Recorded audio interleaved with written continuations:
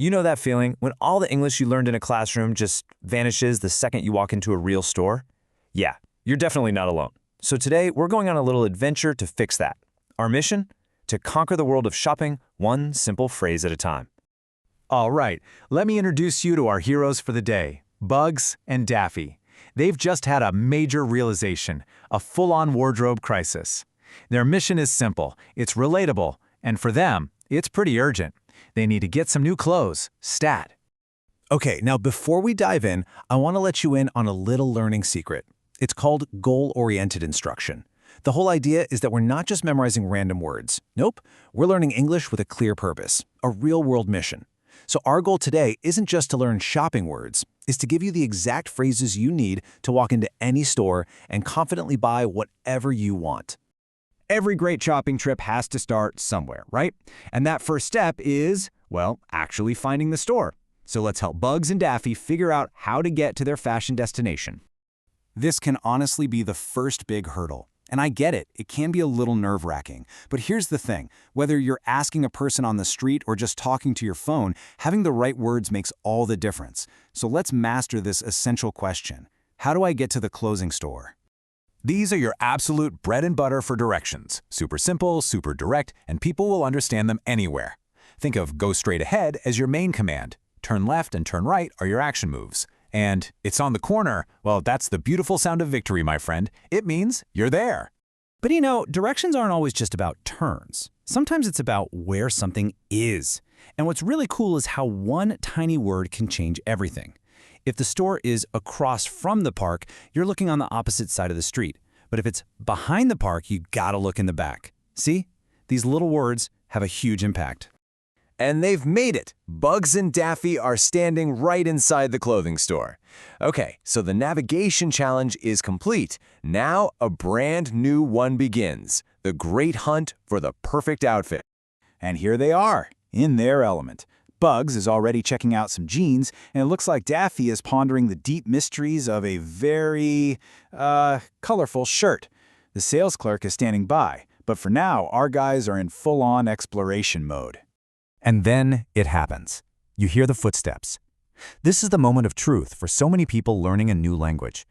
The sales clerk comes over with a friendly smile and says those 5 little words. May I help you? How you answer this one question can totally shape your whole shopping trip. The good news is you've got perfect options. If you're on a mission for something specific, you can just say, yes, please, I'm looking for a sweater. Easy. But if you're just exploring, there's a magic phrase for that. No thank you, I'm just looking. It's polite, it works every time, and it gives you total freedom to browse. Okay, quick grammar tip that will immediately make you sound like a pro. When you ask about one single thing, like a shirt, you use is. How much is this shirt? But for items that are a pair, like jeans or pants or glasses, you use are. How much are these jeans? It's a really small change, but trust me, it makes a big difference in sounding natural. You know, price is about more than just numbers. It's about how we talk about value. As you can see, there's a whole range. On the low end, we have cheap, which, let's be honest, is a word we all love to hear. In the middle, not expensive, which is a good neutral spot, and then way up at the top, very expensive. And that's usually your cue to maybe slowly back away. So Bugs and Daffy have picked out a few things they like. But we all know the real test isn't what it looks like on the hanger, it's what happens in the fitting room. This is where fashion dreams come true or, you know, get put in the no pile. Welcome to the main event, the fitting room. This is where it all goes down. Just look at Bugs, he's striking a pose. Daffy's given himself a much more critical look. But really, this moment comes down to 2 simple questions. Does it look good, and does it feel right? Getting through the fitting room part is super easy. Just follow this 4-step plan. Step 1, you gotta ask the key question, can I try this on? Step 2, find your own private little stage, the fitting room. Step 3, the all-important mirror check. And step 4, and this one's crucial, if it's not perfect, don't give up. Just ask for another size. This is it. This is the question that decides everything. It's not just how it looks, it's all about how it fits. So let's learn the language we need for this moment. Having the right words here is so important. It's too big or it's too small. Those are the basics. Sometimes it's more specific, like it isn't long enough. And then, that amazing moment when you find the one and you can just say, it fits perfectly. And remember, a bad fit is not the end of the story. You have the power to fix it. All you have to do is ask this one simple question.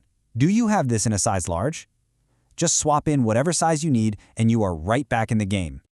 Okay, the fitting room has spoken. The perfect clothes have been chosen. There is only one thing left to do now, make it official. It's time to head to the register. This phrase right here, this is the victory cry of a happy shopper. This is the phrase that says, my search is over. When you've found what you were looking for, you can just say with a smile, it's perfect, I'll take it. And there it is, the grand finale. Look at them, Bugs and Daffy at the checkout with their awesome new stuff. Bugs has his money ready, he's got a look of total success on his face. They did it. Mission accomplished. We're at the finish line. You just need these 4 last words. You can pay with cash, bills and coins, or with a credit card. The receipt is your proof of purchase. And hey, if you used cash, don't forget your change. And just like that, you are officially a shopping champion. So there you have it. We followed Bugs and Daffy all the way from the street to the store to the checkout, and now you have all the English you need to do the exact same thing. So get out there, be confident, and have fun. The only question is, what amazing things are you going to buy with your new skills?